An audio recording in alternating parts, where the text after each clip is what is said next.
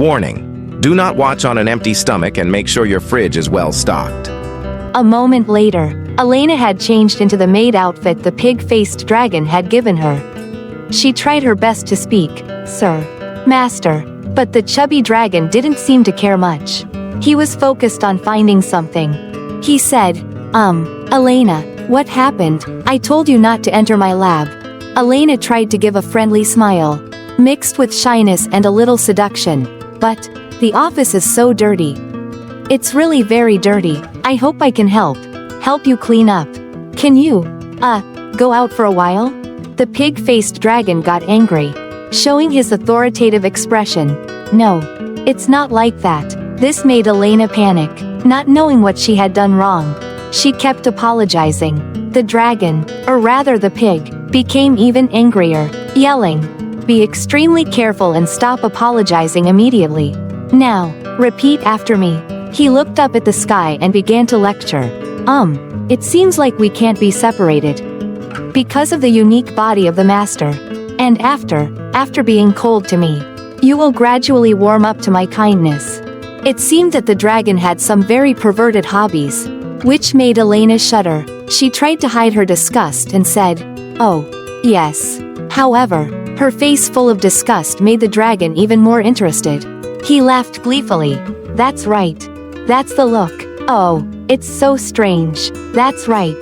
Keep looking at me with that hateful look."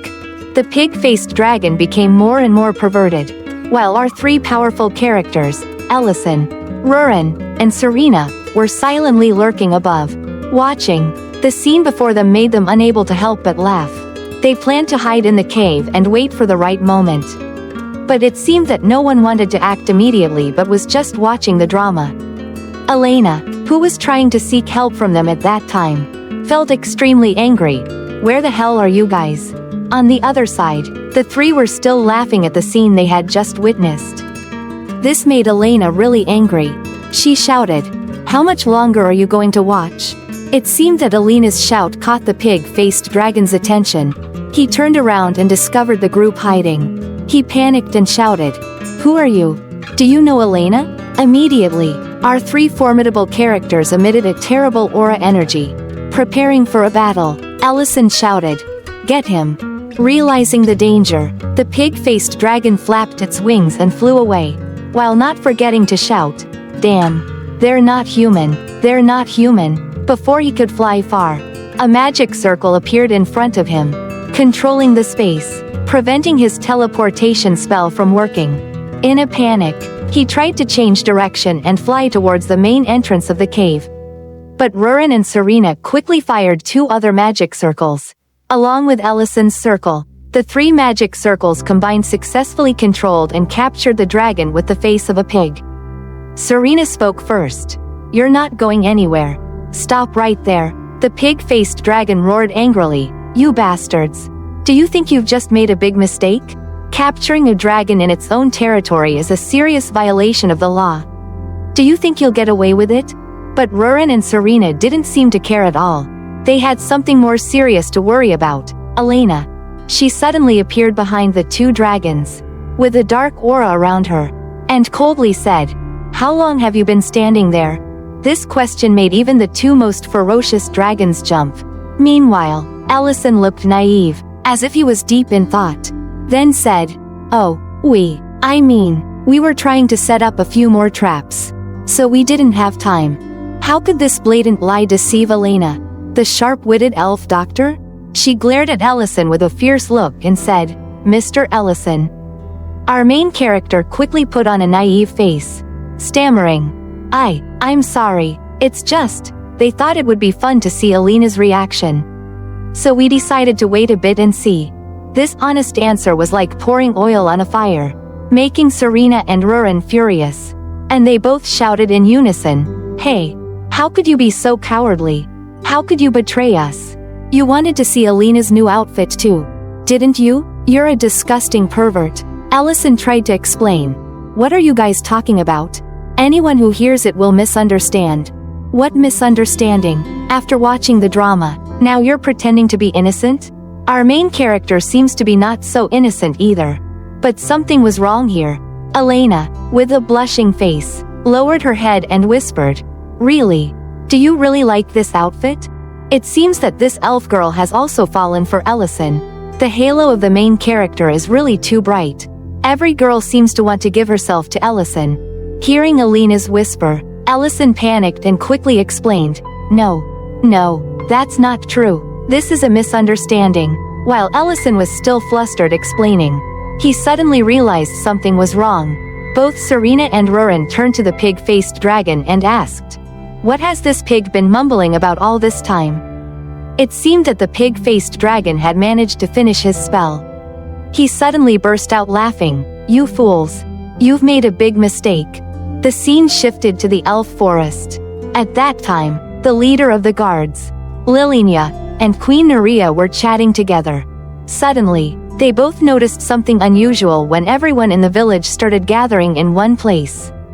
A dark green and black evil magic mass appeared in the middle of the village, emitting a mysterious energy source and exploded, releasing deadly green magic smoke that caused everyone in the village to panic and then fall into a trance. Everyone's faces and eyes became blurred. They slowly and automatically drew their weapons and pointed them at their necks, ready to end their own lives. Back on the battlefield, the pig-faced dragon lay there laughing happily and shouted, "Ha ha ha. If you want to break all the magic barriers I've set up, then don't just check in this cave. You also have to check the elf forest. Release me and leave Elena here, or all the elves in the forest will commit suicide." Hearing this, Elena became terrified, while Serena and Rurin didn't seem to be discouraged at all. Serena looked at the pig-faced dragon with contempt, while Rurin looked towards the elf forest, where evil magic was spreading. With a little panic but still calm, Rurin said, "Oh, it seems like something is spreading throughout the forest." She continued, "If he's telling the truth, it seems like all the elves have put their weapons to their necks." Serena also spoke, but she was not at all panicked. Large-scale mind control magic for higher-level creatures? This is unbelievable. The two dragons seemed to remain calm in the face of this dangerous situation. The pig still lay there, laughing happily in victory, and said, "I've spent over 100 years studying the minds of different species. This magic is called mass brainwashing magic. Sounds ridiculous, doesn't it? Ha ha ha, I've perfected it," he continued, his face changing, full of emotion. "I perfected this magic after I gritted my teeth and watched all my brides leave. No one understands how strong my love is." He began to cry, looking at Elena. "Elena, do you intend to force me to use this spell on you? Your decision will affect the elves. Will you become my bride?" Elena was horrified by his words, becoming increasingly worried, and said, "Wait, I've made up my mind. I'll be your bride." But suddenly, a calm voice rang out, "You don't have to do that." Ellison appeared with a pair of bright blue dragon wings on his back. He walked slowly forward and said, "What did you just say? Adamantium? Such blackmail tactics won't work on me." With immense magical power, Ellison placed his hand on the ground, casting a great spell. A brilliant light shone directly down on the elf forest, completely destroying Adamantium's mind control magic. All were easily freed. Ellison said cheerfully, "Don't worry, everything is safe now." Elena breathed a sigh of relief and thanked him. "Thank goodness." "Thank you, Ellison." The golden pig couldn't believe what had just happened. Meanwhile, Rurin and Serena, the two dragon girls, approached with unfriendly eyes. Elena, her face full of tears, spoke angrily, "This is the worst dragon I've ever met. I hate him." But these words seemed to ignite the perverted soul of the golden pig in satisfaction. Harsh words expressed through sincere emotions and anger. "That's right, Elena, it should be like that." The golden pig's face radiated an indescribable sick pleasure. Meanwhile, a foot was heading towards his face and kicked. It seemed that both of our girls, the two female dragons, were using all their strength to kick the pig in the face. Let's go back to the elf forest. That evening, everyone was celebrating their victory and freedom. Music played, dances were performed with the elves' inherent beautiful faces. Radiant, happy, moved, and joyful faces. Beside the bonfire, at the party, there was someone even happier.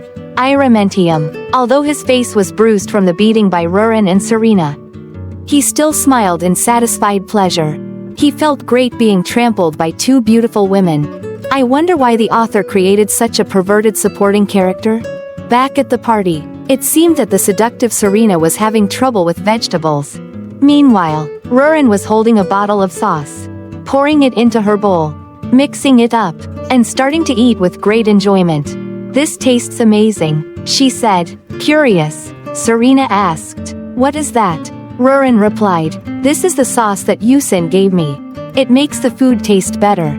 Hearing this, Serena couldn't help but be envious, lunging forward to grab the sauce bottle. "If there's something as good as that, why can only you use it?" While trying to hold onto her sauce bottle, Rurin still shouted to reply, "Make your own, don't take mine. This is Ellison's gift to me." The two argued and fought over it constantly, the sauce spilling everywhere without realizing that someone was approaching, the Queen of the Elves. She walked over and bowed respectfully, thanking the two dragons for helping them defeat and capture the perverted golden dragon. The queen still thought that these two powerful dragon ladies were the benefactors of the entire elf race. This surprised the two beautiful girls, who looked up and said, "There seems to be a misunderstanding here. We only helped defeat that lump of meat. The one who saved you is Ellison. I think you already know about him. We don't have such powerful magic powers. Only he can do that." Hearing this, Queen Nuria was shocked and stunned, unable to believe what she had just heard. In Nuria's eyes, Ellison was just a human, not a dragon. Oh, what a fatal mistake. How could such a naive girl climb up to sit on the queen's chair? The scene shifted to Ellison, who was now introducing his magical sauce to all the other members of the elf race. He poured the sauce into everyone's bowl with delight, making the atmosphere of the party more and more lively. Then, gently, he picked up his bag and walked away somewhere. Yes, the place he went to was the statue commemorating a friend in battle. The elf hero Venin, lost in memories and sentimentality. Ellison began to speak. "Honestly, I think you're even better looking than this statue." Years of fighting came flooding back. A hand slapped Ellison on the back of the head, accompanied by a shout, "Hey!" Ellison turned to face the other with a smiling face and a piece of grilled meat in his hand. He laughed and said, "What's up, you bastard?" At that time, Ellison was only a level 7 mage. "How many times have I told you?" What's your damn problem?" While the two were arguing, another character sighed, eating and saying, "They're at it again." It was Darren, the hero of the dwarf race. Venin, the hero of the elves, at this point poured all the vegetables in his bowl out and said, "I don't eat vegetables, no meat. I want to eat meat." However, the elves don't eat meat. Do they? Why is this guy asking for meat? Ellison angrily retorted, "You can't digest meat, but why do you still ask for it?" Venin replied arrogantly, "This dish is so delicious that I can digest it." Darren piped up, "I think a fight between an elf and a dwarf would be more meaningful than this. Let's fight." Both Ellison and Venin shouted exasperatedly, "Shut up, what are you talking about?" But Darren calmly pointed in another direction and said, "I mean, you two should stop fighting and look over there." It was the trolls. 3 huge, monstrous trolls were baring their claws at the fleeing villagers. They wanted to capture them for food. Our 3 heroes, seeing the refugees being attacked, stopped eating and arguing, then stood up and said, "The refugees are being attacked. I don't even have time to eat. Let's go." At this moment, a troll had caught a person and was about to open its mouth to eat him. While the person was still panicking, a huge blow suddenly struck the troll's face, sending it flying far away. At the same time, the other 2 trolls were continuously hit by arrows with bright red energy, causing damage to their arms. Injured, they roared madly, trying to attack the surrounding refugees but couldn't take another step because in front of them, the players had created a magical protective barrier. Realizing something, the villagers cheered, "Oh, it's the 3 war heroes. We're saved." At this time, Darren shouted loudly, "From now on, you trolls will be forbidden to kill, kidnap, and attack other races. If you violate this rule, we will have no choice but to attack you." Venom stood beside him and added, "Hey, you should also tell them that counter-attacking when your life is in danger is okay." Ellison immediately objected, "Don't dampen the mood like that." Darren didn't seem to care much and just said those words according to the principles of war. He continued to shout, "Okay, add that in." Then he turned to the trolls and shouted, "If you don't want to die, get out of here immediately." It turned out that the origin of the terms in the peace treaty after the war with the dragon race that Ellison mentioned in the battle with the black dragon Nizi before had been born just from a few random words of these two guys. Returning to the present, Ellison placed all his offerings in front of Venom's statue. He sat down and began to talk to himself. "I've been following that rule ever since. Until now, I've brought a little offering to you. Or maybe you don't want me to do this." Ellison looked at the bowls full of offerings, remembering his vegetarian elf friend. At that moment, someone approached, but it seemed that Ellison had noticed it beforehand and said, "What do you think? You don't hate me, do you?" Queen Nerea spoke up. "Venom would never do that." "You think so too?" Ellison continued. "Princess Nerea, what do you think? 2 years ago, when I brought Venom's body back, didn't you hate me?" Princess Nerea's hands trembled as she clasped them together. She replied, "Lord Venom once held my hand and promised me that he would return. No matter what happened." The elf queen's tear-filled eyes were filled with the emotions of the past. Tears rolling down her cheeks, glistening like dewdrops flowing down, wetting her chest. She continued, "You ensured that he could keep his promise. So how could I hate you? Lord Ellison, you saved all the elves today. Do you think Lord Venom played a small role in all the power you possess today?" Ellison was silent, slowly taking out a bottle of wine from his clean basket and filling 2 glass cups. He spoke softly, "It's not just a small part. I not only owe Venom this power but also my whole life. So, the one who saved the elves is not me." As he spoke, Ellison handed the glass of wine to Princess Nerea and said, "A toast to our hero, Venom." The next morning, as dawn broke, the bright light gently shone throughout the elf forest. Everyone came to bid farewell to the 4 heroes who had saved them from disaster with gratitude and respect. While Elena continued to greet everyone to set off with our lovely characters. Rurin also spoke up, "Don't worry about this guy. I guarantee he won't be able to return to his lair here." The golden pig, who was tightly locked by a magic circle around his neck, was floating in the air, panic-stricken, and asked, "Where are you taking me?" Serena, with an angry face, replied, "Shut up, you'll know when we get there." As they walked, Rurin asked Ellison, "Your conversation with the leader last night seemed quite long, didn't it?" Ellison turned and said, "Your ears are still very good, aren't they? Did you hear the whole conversation?" Elena suddenly perked up her ears and thought about Ellison's conversation with Princess Nerea. Rurin continued, "Come to think of it, she knows that you absorbed the Dragon Lord's heart, right? That's a secret to everyone." Ellison replied softly. These words made both Elena and Serena jump in shock. The dragon with the face of a pig was no less worried. The 3 of them were now immersed in shock, panic, and surprise. All those emotions flooded them. What? He ate the Dragon Lord's heart?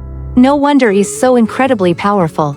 Yes, no wonder at all. While the 3 creatures were discussing Ellison's power, Rurin continued, "And then, Serena and Elena also saw you absorb an ancient dragon marble, right?" "Well, I guess so," Ellison replied. "Lady Nerea shouldn't realize this. Should she? Do you think she will understand these things from what happened in the forest?" Rurin continued, "Oh, it's because you demonstrated that kind of magic, right?" Elle replied, "Anyway, we came here to help Elena. But in the end, I received a gift that I could never have expected. A dragon with the face of a pig that has healing abilities."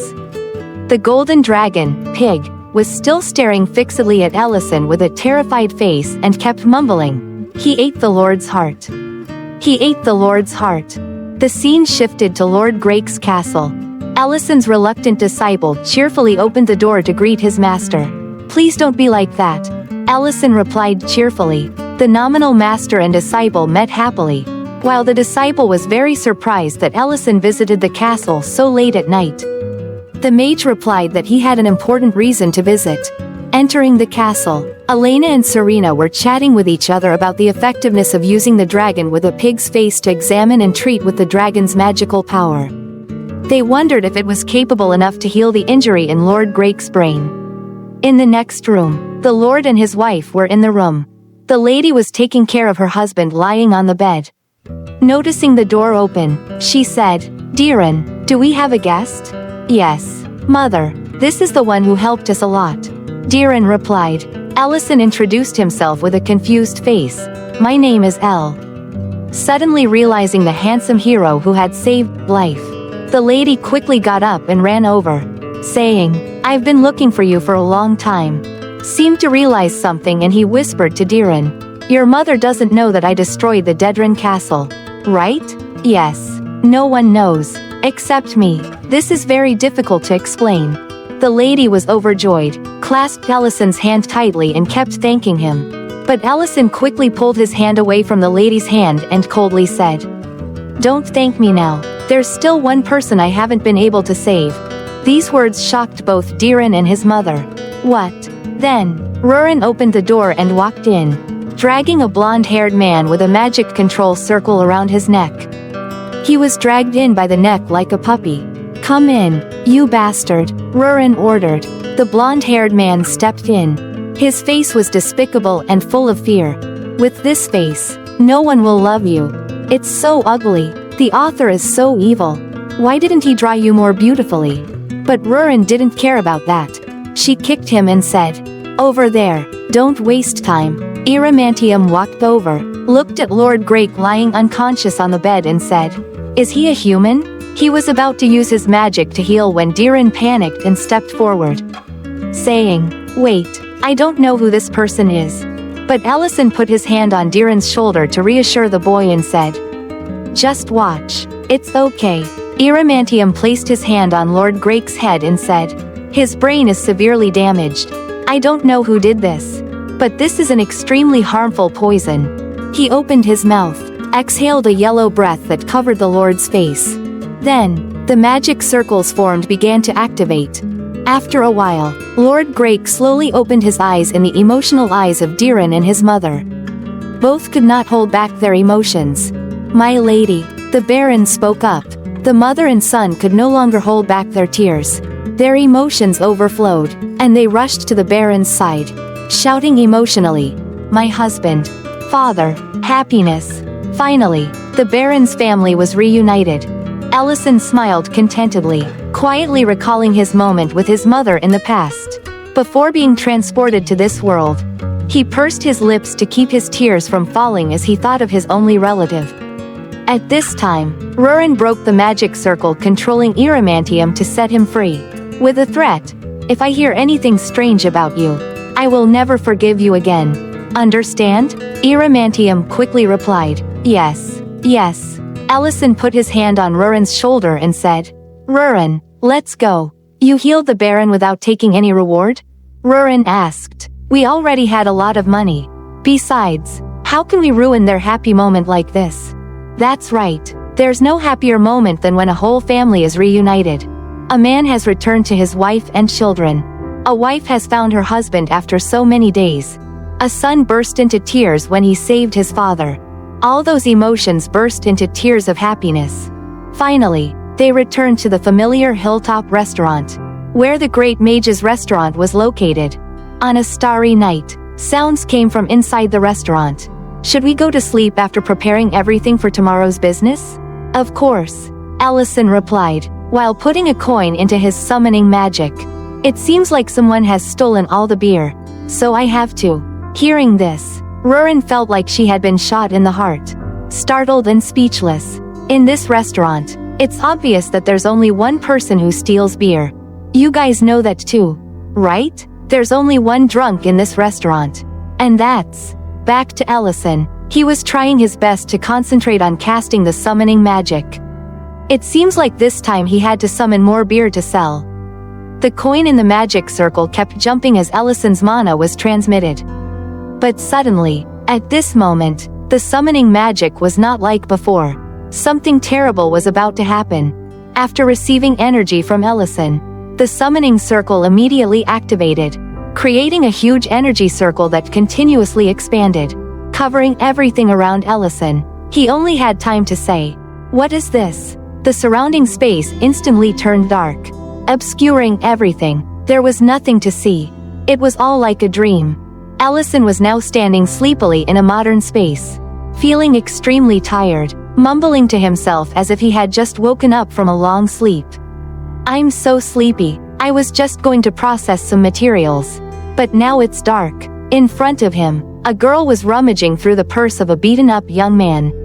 He shouted, "Ruren, what are you doing there?" Ruren, dressed in modern world clothes, turned to look at Ellison, raised an eyebrow. "You're saying Ruren? What does that mean? Who are you?" Ellison was stunned, not knowing how to react. The space was now falling into chaos. Everything around was becoming blurry and illusory, with the lights of modern buildings. He thought he was hallucinating and wondered, why could Ruren wear this uniform here? The voice of that Ruren still rang in his ears. "Who are you?" Ellison continued to sink into confusion. Why? He realized he was here again. A place he had clearly been to before.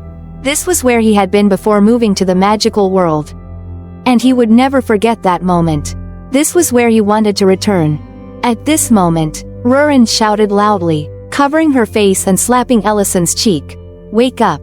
Fully wake up," Ellison said. "Ruren, what is this? Where exactly are we?" Ruren in panic kept asking. "What is this?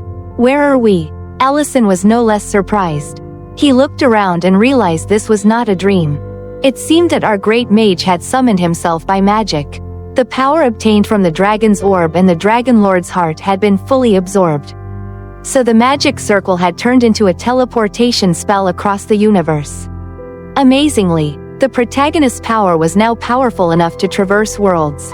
At this moment, a girl in office attire said, "Excuse me, is anyone hurt? I'll call an ambulance." Ruren wondered, "What is an ambulance?" Then Ellison quickly covered her mouth and said loudly, "Oh, we're fine. No one is hurt. Sorry everyone." He quickly hugged Ruren, carried her on his shoulders and ran away as the girl in office attire looked on in bewilderment. Ruren was now panicked and surprised. "What is this? Is this your hometown? There are so many strange things. Like those iron boxes and those tall buildings." Ellison replied gently, "Yes. It's been a long time since I've been back. So I feel a little overwhelmed. I really didn't think I could come back here. A modern, luxurious city with tall buildings and bright lights. Completely different from Ruren's peaceful world." Ruren wondered if this was Ellison's hometown. He must know this place well. But it seemed that so much time had passed that he didn't even recognize it. When he saw the phone the girl in the office uniform was holding, he realized it was unlike any phone he had ever used. The cars and buildings running on the road were also very strange. Unlike anything he had ever seen. Maybe a lot of time has passed in this world. Ellison thought to himself. It's been 15 years. You know, if that world and this world are synchronized in time, then 15 years have made a huge difference. 15 years ago, we were still using Nokia-style button phones. But now we've switched to smartphones like iPhones or Samsung. The world is changing very fast. Ellison suddenly thought. Even if the buildings change, the road structure is unlikely to change quickly. If I compare the positions of intersections, roads with 15 years ago memories, maybe I'm trying to trace my memories and compare them to the current geographical location. But in the end, he was helpless. I don't know where this is. Ruren sighed. But this is your hometown. Editor comment. Hometown is hometown. But with this rate of development, if you leave a bustling city for about 5 to 15 years, then when you come back, the road structure will have changed completely. Ellison comforted Ruren. Don't worry too much. I know exactly where I need to go. That's home, and above all, we have a lot of gold. Meanwhile, in the magical world, everyone was preparing for the morning work on the farm. The barn door was open. The cows were about to wake up to do their daily work. The worrying thing now was that the owner of the restaurant had been absent for a while. And the restaurant had not opened since then. Everything was slowly sinking into coldness. In another dimension, Ellison and Rurin had changed into suitable, simple and light clothes. While Rurin was excited about the new outfit, Ellison felt dazed. The current outfit was different from the time he used to live. It had changed too much. Above all, he was thinking about the value of the gold he had exchanged for cash in this world. Because neither of them had an ID card, they could only exchange it at a value that was only half the real value of gold. But anyway, it was still a large sum of money, so they didn't have to worry about anything. At this time, Rurin's hungry stomach also started to rebel. Starting a revolution, Ellison suggested they go eat something at a Chinese restaurant across the street. So both of them excitedly went into the restaurant. Wow, with her unchanging eating habit, she quickly put everything delicious into her mouth. There were cold noodles, potatoes and spices, along with the characteristic Korean kimchi. She ate happily and kept praising the delicious food, while Ellison looked at the price list and broke out in a cold sweat. Prices have changed. Inflation has increased. Prices are now double what they were when he lived here. This made Ellison could only cry, making Rurin feel annoyed and said, "Your voice is exactly like the dragon elders." But Ellison quickly regained his composure and said, "Anyway, we don't need to save money. We have a lot of money." So they started eating and drinking comfortably, ordering everything they could, trying each dish, drinking each drink, enjoying everything in the restaurant. This is probably one of their happiest moments. It doesn't really matter what you eat, but eating with the person you love is always more delicious. Do you guys feel that? Do you feel that? They finished the appetizers and main course and moved on to dessert with a super big bowl of ice cream. This was also a new experience for Rurin, making her face light up. After that, they started to experience Korean street food, passing by a photo shop. Rurin still thought it was a place to eat, so she pointed to it to eat more.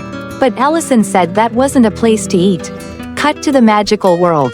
All the hungry ghosts were gathered in front of the restaurant. Tired, angry and sad, the angriest one was none other than the hot-tempered dragon girl Serena.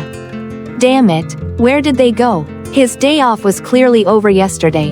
Elena and Noel, the butcher shop owner, were now slumped, starving. They couldn't, because they hadn't eaten anything since Ellison's restaurant closed. It was terrible, just because they didn't eat. They starved. Huh? Noel spoke up and asked Mr. Ment. Did you see anything? Did you hear anything? They never left without saying a word. Mr. Ment didn't know how to answer either, because he really didn't have any information about Ellison and Rurin. The customers were angry and left. Customers continued to leave angrily because the restaurant was closed again. Mr. Ment realized a very serious problem. All the familiar customers had started to leave because they were not welcomed and greeted. If the restaurant continued to close and this situation continued, the restaurant's reputation would be severely damaged. At this time, everyone was discussing whether Ellison and Rurin had had an accident, but that possibility seemed unlikely, because they were extremely strong people. Linte suddenly spoke up. Why don't we do this? We are the ones who have eaten the boss's food 3 meals a day. No one knows the taste of this restaurant better than us. All the ingredients are stored in the kitchen. We can try running the restaurant while they're away. These words made Mr. Ment and everyone else a little stunned. What? While everyone was scrambling to find a way to reopen the restaurant. In the modern world, Ellison and Rurin were happily together, sitting on a train heading somewhere. Rurin was extremely happy and excited, saying, "I can't eat anymore. It's amazing, so amazing. The food here is really delicious." Ellison replied cheerfully, "I'm glad it suits your taste." At this moment, Rurin changed the subject. But what is this? It's even bigger than that iron box. This is called a train, because the distance to the place we need to go is quite far. So we have to use this means of transportation. Moreover, if we use teleportation to get there and if we get caught, it will be a disaster. Hearing this, Rurin didn't really care much. She looked out the window, admiring the scenery outside, and suddenly said, "Is the place we're going to meet your mother?" With a little surprise and a little embarrassment, Ellison replied, "You know that?" Rurin replied, "You know? How could I not know when it's all shown on your face?" Suddenly seeing something outside the window, Rurin's eyes lit up. The scenery outside was so beautiful. A sunset shining down on a gentle, peaceful countryside. Nothing could be more beautiful. Rurin said, "Your hometown is so beautiful. I like it." With a little silence, Ellison began to speak. "Rurin, what do you think if we live here forever? Never go back, but live here for the rest of our lives?" Stunned by the sudden question, not knowing what to say, Rurin just exclaimed, "What?" The train continued rolling, and the space around them became quiet. Ellison quietly spoke, his voice low. "I've been thinking about this ever since I came to this world. Now that I'm here, the ancient jade has disappeared from the old world, and the Dragon King is no longer a threat, right?" Ellison confided in Rurin, expressing his desire for them to start a new life in this world. He told her she didn't need to answer immediately and could take her time to think it over. Rurin merely smiled softly and then fell into deep thought, asking, "If I refuse, will you return to my world?" Both of them fell silent, each immersed in their own thoughts. The scene shifted to the wartime period of the magical world. One night, the elf hero, Venin, was sound asleep when he suddenly heard a noise. He quickly sat up and saw Ellison doing something unusual. He had opened a spatial portal connecting different worlds. In his excitement, Ellison muttered, "Take me home." He reached into the portal, but was immediately tackled by Venin and Darren, the dwarf hero, who shouted, "Damn it, he's trying to do it again. Stop him." The two of them struggled with all their might to pull Ellison away from the portal that was swallowing everything. But Ellison resisted, screaming, "Let me go." The portal, though powerful, was unstable and could close at any moment. After a few tense seconds, Ellison stopped struggling, realizing the danger. "All right, I get it. Let me go." He tried to push a letter into the portal before it exploded and vanished. The space returned to normal, and the three of them breathed a sigh of relief. Venin shouted, "Ellison, I told you to stop using this spell. This is something your magic can't solve. Now you've lost your magic for a few weeks." Ellison, pale and exhausted, collapsed to the ground. This type of magic was far too challenging for his current strength, a level 7 mage. Even if he reached level 9, without the 3 ancient jade stones, he could never succeed and could only transport spices from the modern world to this one. If the war ended, Ellison said Venin could return to the elf forest, and Darren to the dwarf mines. But he himself didn't know where to go. He felt hopeless, lost, and wished someone could answer that question for him. But no one could. Back to the present, Ellison suddenly asked, with a mischievous glint in his eyes, "Do you think I've ever abandoned you?" Rurin beamed and replied, "You would never do that, would you?" The mood lightened, and the two of them continued their conversation joyfully. Ellison smiled and said, "All right then, let's go." The scene shifted to the magical world, where a bustling restaurant was filled with the sounds of lively conversation. "I heard this restaurant has reopened, but where has the owner gone?" Linte was cutting meat, preparing to cook, while Noel asked if the meat was ready yet. Everyone was struggling with the oven because it operated on magic rather than the usual methods. So, they all looked toward Elena, the healing mage, with hopes that she would assist with her magic. Elena conjured a small fireball the size of her fist, leaving everyone surprised and helpless. She said, "I learned these spells for camping trips. Oh, if you saw this flame, you could feel its power when cooking, right? If I used this to cook, I don't think my soup would be done for years. But never mind them, let's continue the story." At this moment, another strong voice rang out, accompanied by a powerful spell, Ignite. Serena appeared, bringing with her an enormous and scorching flame. With a proud expression on her face, she said, "Don't worry about the fire. Just focus on cooking." The helpless look on Linte's face turned to panic. Seeing the flame now blazing fiercely, everyone eagerly began to prepare for cooking. "All right, let's open the restaurant." The cheers of everyone filled the air. However, the outcome was not as expected. To me, this looked like some new type of coal extracted from a volcano. Or something similar. I don't know how to describe it. If you're watching this video and have experienced something similar, please comment below so we can update our knowledge. As for me, this type of food is something I've never encountered before. And of course, a guest invited as a test subject was staring in shock at the piece of meat in front of him, saying, "I'm a miner, and this is clearly coal, not food. This is what I see at my workplace. But why are you serving me this?" Clearly, I knew exactly what this was. Ladies and gentlemen, this was definitely a lump of coal placed on a plate. With a face full of panic and worry, as if about to cry, Matt hurriedly apologized to the customer and offered to redo the dish. Meanwhile, the customer grumbled, "Is it strange that you serve me coal just because I'm a miner?" In another corner of the kitchen, Mr. Knoll was happily pouring salt onto a plate of mixed salad. Much to Matt's horrified gaze, the result was a dish that couldn't possibly be saltier. Seeing this scene, Mr. Ment, the farm manager, shouted in alarm, "Mr. Knoll, that's salt, right?" Quickly, he grabbed a sugar jar to pour into the dish. But this time the result was no better. The dish was sweeter than could be imagined. The customer once again vomited everything he had just eaten. Honestly, I'm starting to feel sorry for these customers. This is not dining, it's clearly torture. A tragic scene in the restaurant. All the customers chimed in unison. "Do it again. Bring the boss out. I want a refund." In the kitchen, Linte was nervously handling the meat with trembling hands, sweat pouring down his face, unsure of what to do. If this situation continued, the restaurant would go bankrupt before the owner, Ellison, returned. He was trying to figure out how to deal with the fire. The issue was that the magical flame was too powerful. If the meat went in, it would instantly turn to ash. Meanwhile, Serena seemed uninterested in reducing the fire, as it was her pride, and she was thrilled about it. Oh dear, this restaurant really has some strange people. At this moment, Linte kept thinking, and suddenly a light bulb went off in his head as he looked toward the corner of the kitchen. There was a very large pot there. You might remember that this was the pot Ellison had used to cook soup with rock salt last time. A confident expression emerged on Linte's face.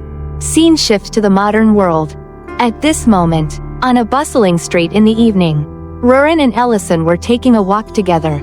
Their conversation lively. "We haven't gotten lost since we arrived, have we?" "Of course not, though the buildings have changed. Some things never do, even after 15 or 30 years. I wouldn't get lost in my hometown," Ellison replied while looking at the scenery around him. He then sank into memories of the places he had visited many times in his life. Eventually, they arrived at the home of the great wizard in the modern world. An old apartment building with 7 floors. Upon seeing this familiar place, Ellison smiled, his eyes misting over as he whispered, "Mom, I'm home." Gathering his courage, the main character adjusted his emotions and knocked on the door of apartment 604. While Rurin mocked him, "You're worried, aren't you?" Ellison turned to say, "I just remembered. Rurin, what should I introduce you as?" Rurin calmly replied, "Shouldn't I just tell the truth? About me being a dragonkin?" Ellison was taken aback and asked, "Are you joking?" Ellison pondered, "Will Mom recognize me? Even after 15 years, I still have this hairstyle." He called out loudly, "Mom, it's me." But all that responded from behind the door was silence. It was too quiet here, leaving both of them astonished. "Maybe Mom is sleeping. Let me try calling again." Suddenly, the door of the neighboring apartment opened. A woman appeared, asking, "Excuse me, who are you?" Ellison immediately replied, I'm looking for my mom. She lives in room 604. Hearing this, the woman froze. "Oh my god, you're Ms. Junghwa's son?" Ellison hurriedly asked. "Yes. Do you know where my mom is?" The woman looked worried, adjusted her glasses, and said, "She doesn't live here anymore. Come with me." On the way, she shared that 5 years ago, when she had just moved in, Ellison's mother had helped her a lot. They became close, and his mother often talked about her son who was far from home. Ellison felt something was off and asked, "Where are we going?" The woman paused for a moment before answering, "Your mom missed you very much. I advised her to look for you, but she refused. She led him to a grave and sighed. You should have come back sooner." Staring at the grave, Allison was stunned, unable to believe what was before his eyes.